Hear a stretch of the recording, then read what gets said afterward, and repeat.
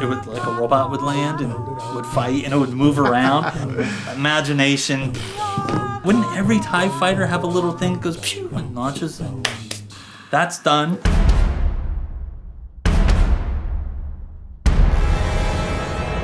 We decided to do a discussion about Star Wars The Last Jedi now that it's been out for a while, and there's been a lot of crazy aftermath with different opinions about the movie and what it means to Star Wars in general. And mainly we're going to do this video because we haven't been that interested in seeing movies that have been out at the theater lately. So we're gonna Summer. Yeah. Summer movies. Star Wars The Last Jedi, mixed feelings. I love the iconography. I love the special effects. I'm sure that you could say, you know, from the production value, these movies look great. It's a really good looking movie. Definitely a great looking movie. And maybe one of the visually most stunning scenes of arguably any movie from a space battle. Leia flying through the... Was Leia flying through space. No, I was going to say the light speed jump was just breathtaking visually, and the way that they cut out the music and everything, and it was like this silent shot where you get to focus on the visual.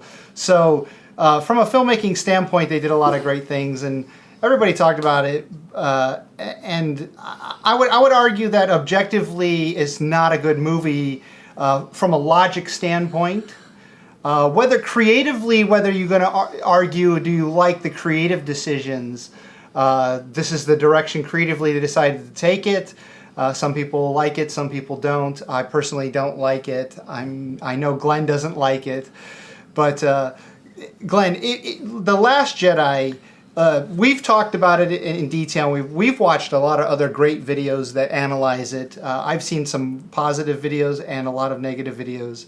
Just in general, what does this movie do for you for the story of Star Wars? You know, basically it's riding on the heels of the first three movies, you know, Star Wars, Empire, and Return of the Jedi, and then we come out with The Force Awakens.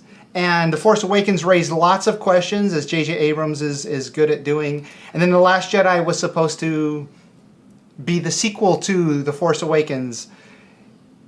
Did it accomplish its job?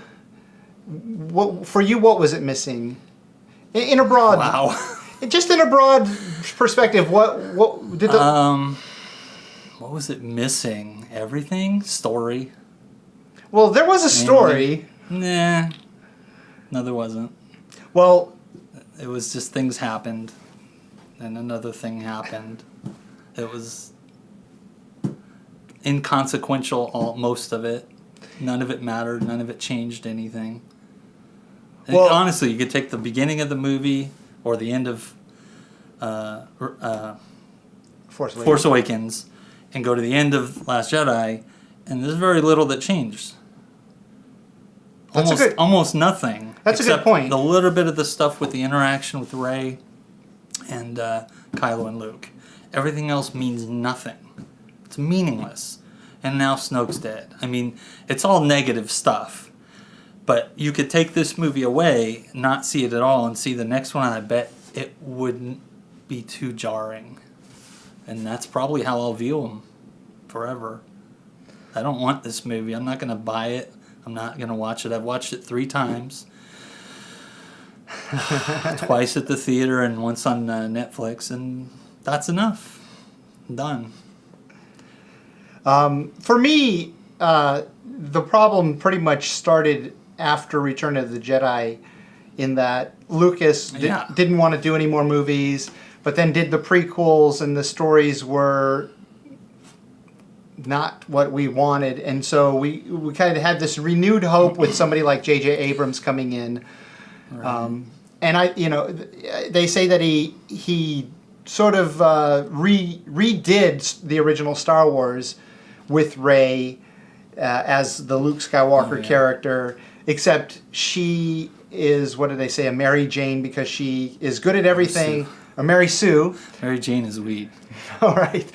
Mary Sue. And Luke Skywalker wasn't great at everything. He had to learn and play sort of the sidekick to Han Solo. He still isn't. She's still better than him, pretty much. Even in The Last Jedi, she's better than him. She beats him. He's defeated. He's the sad, pathetic hermit on some island. And he never leaves it. Physically, anyway. With the Force, he kind of goes out. But anyway. So yeah, The Last Jedi does, like you said, it's interesting. So TV shows, I'm going to bring up TV shows from the past. So older TV shows used to do this thing where you could write anything you wanted to happen in an episode of a TV show, just as long as by the end of the episode, everything was the same as the beginning. So everybody who's still alive, right? Nothing major, like Gilligan's Island, for example. They don't get off the island by the end. Right, it's Gilligan's Island. It's the Bonanza formula. It's like everything at the beginning is the same at the end. And stuff that happens in between, and all that's good, but that episode should not affect this episode, etc. Right. And a lot of shows did that for years. That's not the thing anymore. No, TV shows, they're just like long movies broken up into little parts. But it's interesting that you pointed out that The Last Jedi could basically be one of these old TV shows where whatever happens throughout the episode, it's kind of inconsequential to the story that we saw and whatever the next episode, the next chapter in the trilogy is. I mean, we don't know exactly what they're going to do with 9 yet, but the rebels or resistance or whatever are on the run from the Empire or whatever they're called. At the First Order. At the beginning of the movie and at the end of the movie, same thing. Nothing has changed. They're on the run. I mean, I guess you could say that about Empire too, but substantial things happened in Empire and a good story happened. Well, and between Star Wars and Empire, there was a big chunk of time in between those two movies. That's a big problem. And with The Force Awakens and... They passed no time in between those two movies, and it should have been a year. Well, yeah. Or months, at least, right? The Last Jedi picks up within days of The Force Awakens, and they've... In The Force Awakens... They've destroyed Starkiller Base, the third Death Star, basically.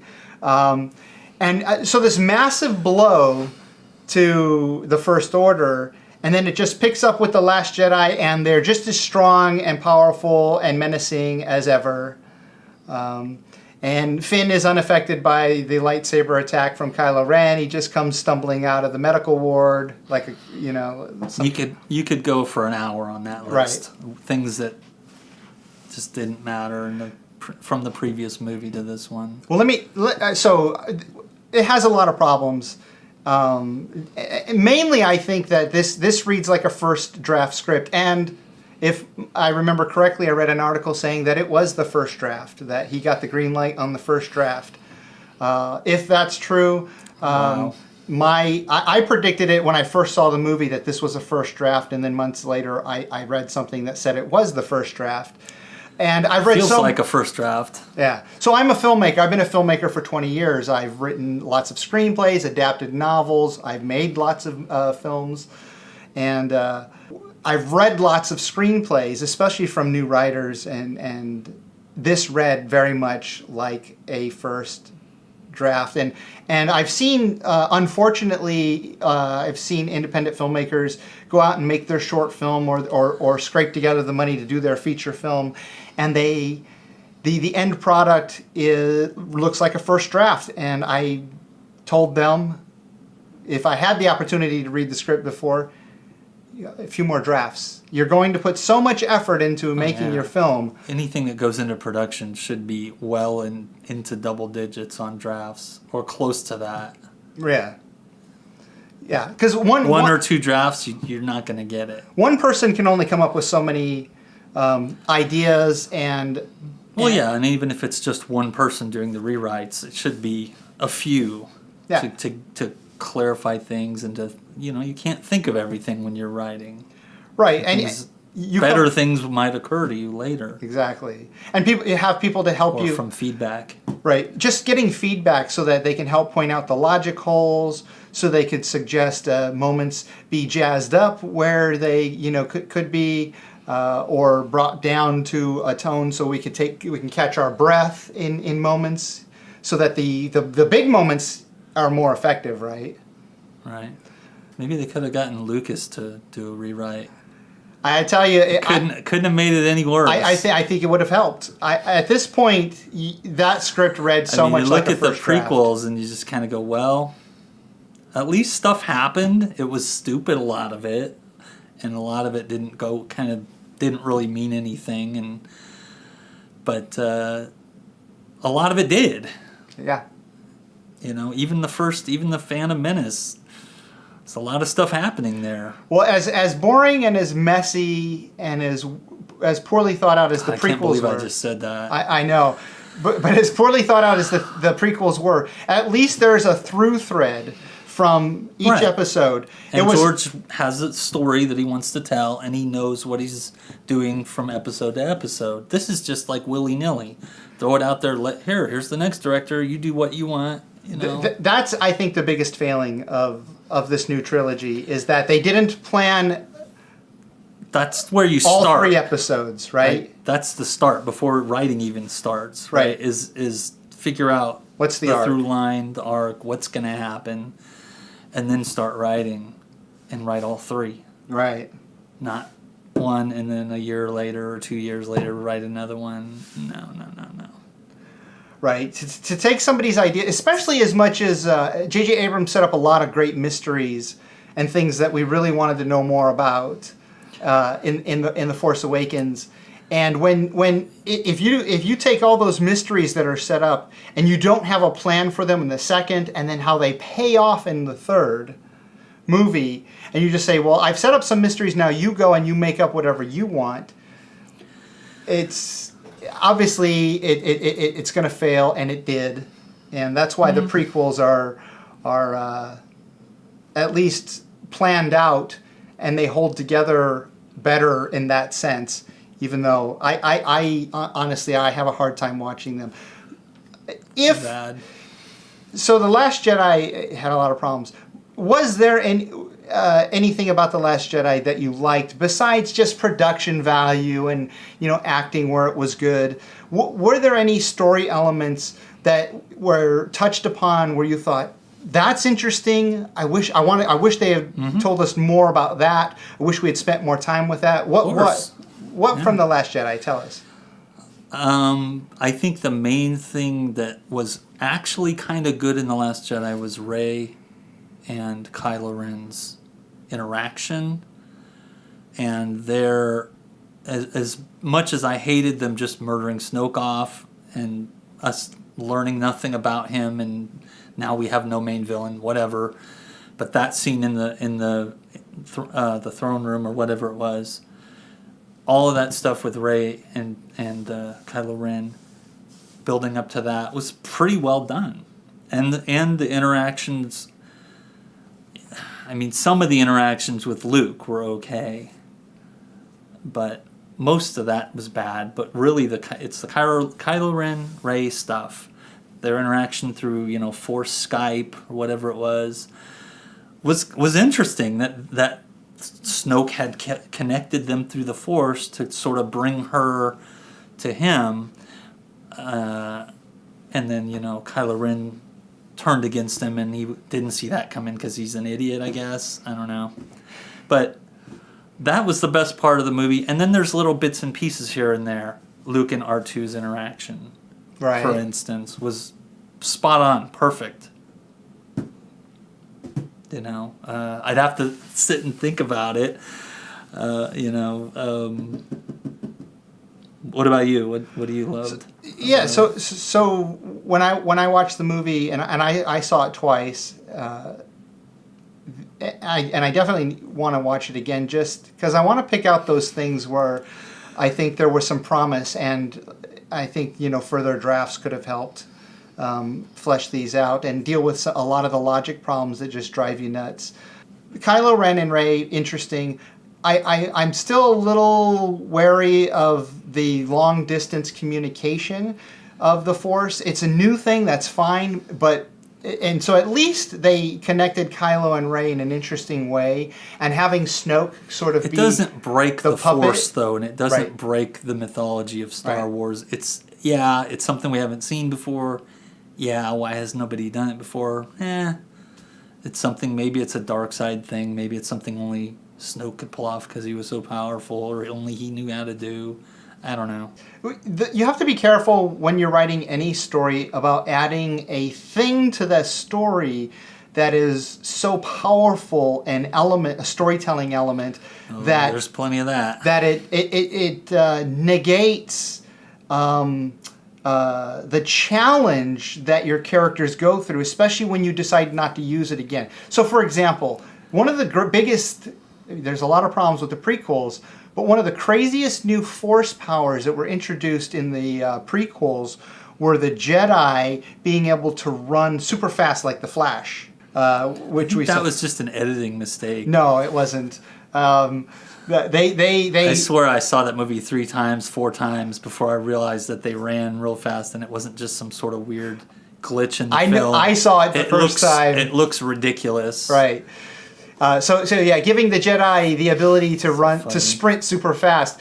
And the problem with that, when you give them such powerful abilities like that, so sort of the problem with superhero movies, is that now if they're put into a situation where how are we going to get out? What are we going to do? What's the challenge for this situation? Well, you have to think back. Well, you have this ability, this power to do this thing. Why not just do it? So, for example, when they're fighting Darth Maul in that big gigantic room with all the ramps that go everywhere. We're talking about the prequels now. They could have just sprint to the other side. Right. So when you come to or Obi-Wan could have ran real quick with the force field doors that were open. The force field doors, course, right? Of course. So if that's a failure, when you give them the powers that they shouldn't have, or powers that it's you. How do you write around that power now? Because it's very difficult. So now that in The Last Jedi that they have the ability to communicate across long distances, even now after Snoke is dead, they did it at the end of the movie.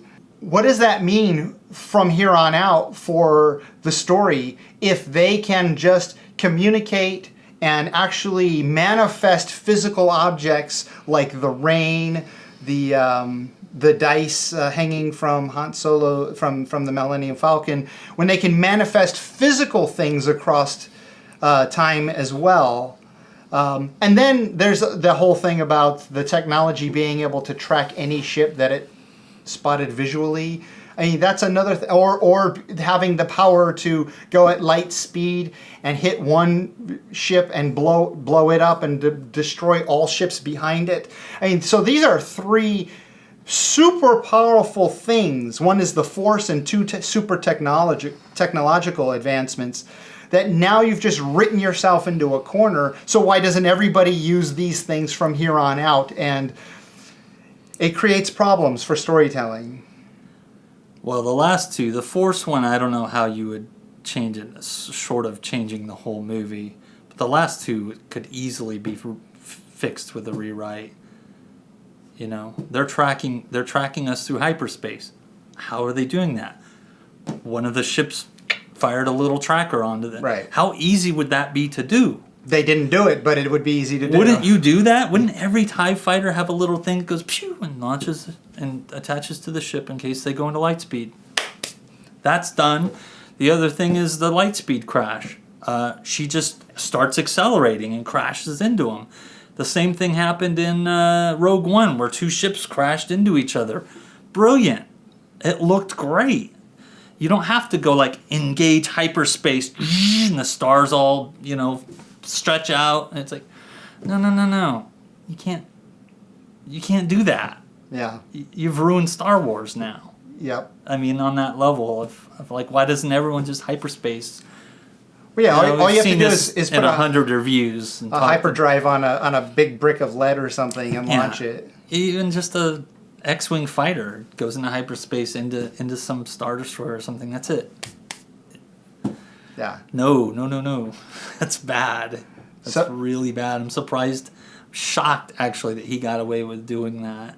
Well, I think there was director. not proper oversight. Obviously Kathleen Kennedy has been for sure a part of some major films that we both love. Of course. And for that, I will always be super appreciative of her efforts and everybody involved in making these amazing things that warm my heart and expand my imagination. But The Last Jedi, what it comes down to is something that I've been learning a lot about over the last 12, 13 years. It's critical thinking. And having worked with a lot of science communicators and scientists and listening to lots and lots of podcasts, probably thousands of hours of podcasts by now, about critical thinking, logic, and science, I tend to look at my scripts and the stories that I watch. And when other people ask me to read something, just does it make sense? Does this make sense as you go to here? And if there's pre-existing material that you're coming from, does it also make sense with that? That's a big, big part of it. Because if this movie were just its own movie, not Star Wars, it'd be a different, like Starship Troopers or some standalone movie, it'd be completely different. Because there's nothing established. Yeah, you can go into hyperspace and ram, and the magical mental power, whatever it is, you can talk to each other, no problem. But you've got this pre-existing, 7, 8 movies before it, that came out before it, where none of this has ever been done, and now all of a sudden, bang, we're doing this wacky stuff.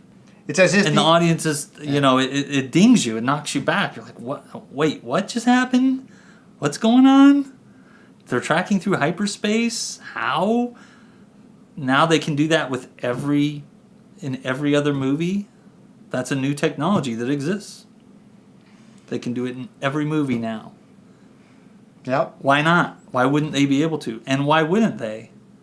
Well, and ramming your enemy ship. With something. And like I said, the first thing the TIE fighters would do is be launch little trackers onto every ship they got. But that's and then everybody. It's not something they address. Everybody would have sensors that swept their ship for these tracking devices, and then they'd have to go out and find them. But then there would be little robots on the outside of the hull protecting them, right? Mm-hmm. It would like a robot would land and would fight and it would move around. That'd be awesome. I'd love to see that. Anyway, who cares? Imagination. Yeah. Who gives a damn? Let's just retell Empire Strikes Back. So let's end this with a quick what if. And Glenn, so you saw The Force Awakens. Assuming that is all canon and reality in the Star Wars universe, because it didn't really break anything from the Star Wars universe, taking rules and twisting them. And Force Awakens. The Force Awakens, okay. Right? If we assume that The Force Awakens was that first one, which it was, and The Last Jedi came, what are some of the things from The Force Awakens that you would have liked to see in The Last Jedi? Because there's so much in the Force Awakens that I wanted to see in The Last Jedi. Hour? No, just quickly, just touch. Like I would have more about this. Okay, or that. I'll pick one thing just kind of randomly. Yeah. I would love to have seen the mission to the casino planet, instead of being that, been a mission to help Maz Kanata out somehow. And now we've joined forces with her, and we have some time to develop that character, and she has some time now to tell us how the fuck she got that lightsaber of Luke's. Yeah, because it was a story for another time, and I thought the next movie would be the next time. And now instead we go to some planet and we don't meet people that we don't know, and who cares, and That's a huge missed opportunity, because huge. Look, if she was at that base of hers, why not bring that character back? That cantina place of hers, which had existed for like 1,000 years or more, it got destroyed. What better now opportunity to take her now that she is her home is destroyed? Have her come and help the Resistance and become part of the story and tell us that story for another time. That's just one little thing that I would have loved. What about you? That's one thing I think we might see in the next movie, because it was JJ set that up. JJ's not that interested in solving or explaining his own mysteries either, so I wouldn't count on it. Yeah, Honestly. but he at least has the opportunity to. But I would have loved to see that in The Last Jedi for you? sure. So for Pick me, one. the Knights of Ren. What happened to them? Who were they? Where So did they go? The biggest mystery for me was, Luke. In flashback when Rey touches the lightsaber, she's these quick flashes, and we hear Obi-Wan's voice, and we see the inside of the Death Star and all these different things. And there was like a quick flash of Luke putting his hand on R2, and then we see standing in the rain, Kylo Ren and the Knights of Ren. Well, that's one thing that the next movie might very well address, because now Kylo has no Snoke. We need more bad guys. But for me, I always, with the prequels and the new trilogy, 7, 8, and 9, I wanted the mythology of Star Wars and the Force, on whether it be the Sith, the Jedi, or other factions that use the Force. The mythology from hundreds and thousands of years ago to kind of boil up to the surface of the story and be hinted at like they were. 20,000 years, the Jedi. 1,000 generations. And in 10 to 20. Star Wars Empire and Return, we all get a little sense of that mythology, right? Little hints of it. And I was always hoping the prequels, which they just kind of ignored it. I kind of really wish that there was a lot of that mythology involved in Anakin's story. Yeah. But tiny little bit here and there, but yeah. Not much. And then these movies, at least The Force Awakens sort of hinted at some of it. And I like the planet Rey starts off on Jakku, with all the Star Destroyers and like this great battle that happened long ago. Like that's just a hint at some of the mythology of the world, of the universe, of the galaxy. I had wished that we had explored the Knights of Ren and a little bit more of the mythology of the Force and what it means to Rey. I mean, you could have justified some of her Mary Sue abilities and still found some weaknesses and explored those weaknesses here in this next in The Last Jedi. But instead of exploring her weaknesses and her motivations for what she wants for her life and exploring the mythology and the Knights of Ren especially, we got The Last Jedi. Is there anything else that you would have liked to explore? Just Maz Kanata is a great thing. I didn't think about hours. that. I could pull things out. Well, specifically from the Force Awakens, though. Things that carry over from The Force Awakens. Yeah. Now I'm under the gun. I can't think of anything off the top of my head. That Maz Kanata one was kind of big in my mind because it's like it's a little thing, right? Where did that lightsaber come from? But yeah, it's important. It's a thing. And I think the other thing I would say that's really important to the next movie is Rey and her heritage, and that should have been something. That's beating a dead horse. Yeah. You watch any other review and they'll talk about that. Rey is just nobody. Okay. So she's just this magically superpowered superhuman. So that was when we were saying just accept it. What carry over from The Force Awakens? I was going to say Rey's story is what I would like to have also learned more about. Yeah. And just to have it be nobody. Okay, so here's the thing. If it's going to be nobody, that's a creative decision, which can work. It could have worked, but... And it seems like they're starting to point, well, anybody can have the Force. It's not just the Skywalker bloodline or certain bloodlines. So anybody can have the Force. Rey should have connected with another character in the movie that we hadn't seen yet, who's a new character for The Last Jedi, who's a little bit younger than her. Maybe not a little child, but just somebody who's a little bit younger, maybe in their mid to early teens. Okay. And is somebody who is struggling with something really bad. Maybe a hard life. Maybe that person is showing signs of really slipping into the dark side by being violent and causing chaos with their powers. And Rey comes in. Anybody can have the Force. And Rey's going to help. She did with Kylo Ren. Well, he's troubled and... But so The Last Jedi introduces these children who are slaves, and at the end of the movie, see one of them has the Force powers because anybody can have the Force now. It's not just the Skywalker. I have no line. problem with that. But that's what I'm saying. That's fine. we need to connect Rey and her story. It's not something that you go to school for and learn how to have some force powers. People just have it. Not everybody, but some people do. That's always the way I've seen, the Force in Star Wars. Some people are better at it, just naturally. Midichlorians or whatever it is. That's it. And I got no problem with that. The problem is that Rey is so superpowered that needs an explanation. And the fact that she is just some nobody from the planet, and she got dropped off there and her parents sold her for beer money, is so boring. It's so bland and boring and stupid. That's it. I don't want to know. I don't want to see, oh, Rey just happened. The Force just made her. That's why, just because. No. There needs to be a reason. Yeah. Yeah, so... Anyway, we could go on for 3 hours. Now, I know, we could go on forever. Easily. But I want to end it here, and I just want to say this. I am glad that they're making Star Wars movies, because Lucas wouldn't let them. Some of them are working to different degrees better than others. Like, I think there's a lot of good in Rogue One. I thought that Solo had some very interesting things, specifically Han and Chewie. There's a lot of other problems with the movie, but Han and Chewie especially.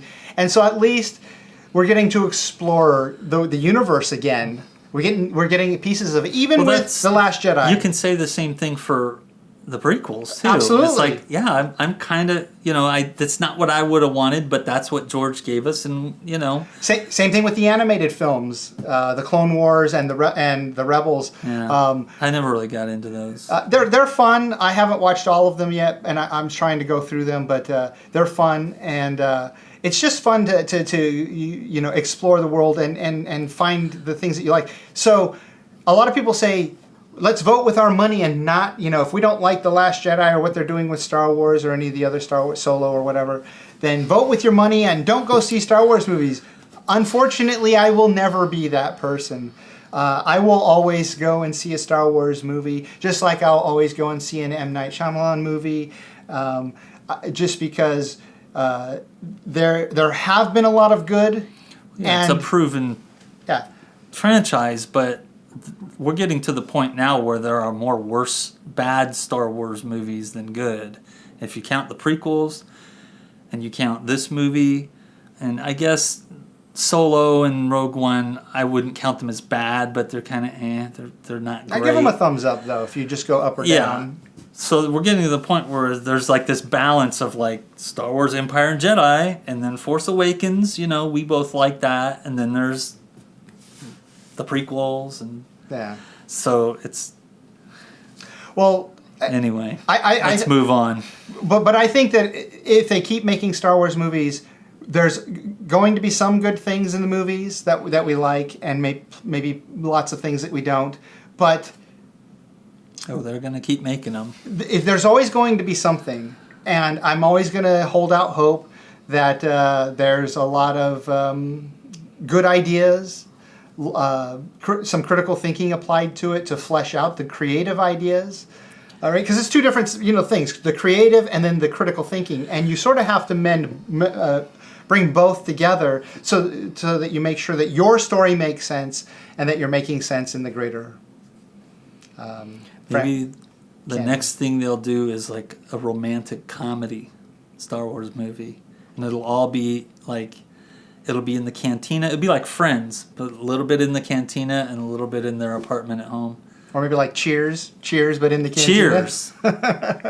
You know what I want to. Norm. So that's a great way to end it. So Star Wars romantic comedy, Cheers style. Hey, if it's written well, I think it could be fun. I'll tell you what. See it. One of the things I mentioned before, and I'll say it again.